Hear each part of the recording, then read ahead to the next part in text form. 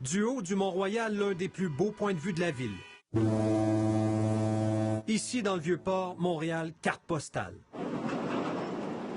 Le visage de la métropole change au quotidien. Le journaliste Hugo Jonca du bureau d'enquête surveille attentivement sur une base régulière les transactions immobilières. C'était en juin 2016, en plein boom des condos de Griffintown. Il y a une transaction un jour qui attire mon attention, c'est celle d'Ibrahim Hissène Bourma.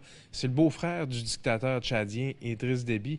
Lui, tout d'un coup, il achète plus de 3 millions de dollars de condos d'un coup. Une année complète d'enquête journalistique menée par Hugo Jonca et ses collègues pour apprendre que des dizaines de propriétés, particulièrement ici à Montréal, sont entre les mains des politiciens, des hauts gradés et des hommes d'affaires proches des régimes les plus corrompus d'Afrique. Ils investissent depuis des années dans l'immobilier québécois, presque toujours sans prendre d'hypothèque, ce qui ne semble pas avoir éveillé la curiosité des autorités. C'est des dizaines de propriétés, mais c'est une quinzaine de personnes, puis il y en a pour plus de 30 millions de dollars. Vous avez bien entendu autour de 35 millions de dollars de propriétés achetées au Québec par des individus qui, pour la plupart, ont fait l'objet d'enquêtes pour divers délits ou crimes financiers, soit dans leur pays d'origine, soit en Europe, où les procès sur la corruption de despotes africains se multiplient.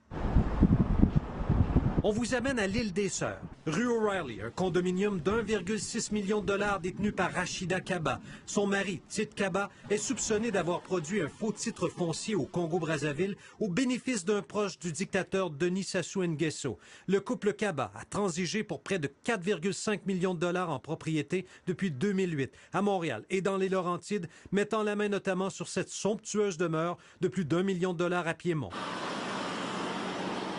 D'autres exemples des recherches approfondies du bureau d'enquête. À Gatineau, 2 immeubles d'appartements détenus par Jean-Jacques Bouya, un ministre congolais au cœur des pires systèmes de corruption d'Afrique. Il est parvenu à dépenser près d'1,5 million de dollars dans le secteur Elmer.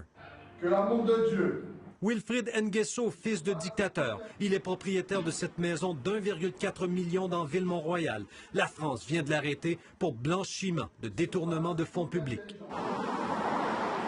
La tour de Condotel Le Cristal, où Voltaire Bressetto Bamy détient 2 unités, un homme d'affaires sous la loupe des autorités anticorruption françaises. Son investissement au centre-ville, près d'1 demi-million, sans hypothèque. Si en Europe, les autorités ont lancé la chasse aux biens mal acquis, au Canada, non seulement l'expression n'existe pas, mais personne ne pose encore la question à ces investisseurs. Yves Poirier, TVA Nouvelles, Montréal.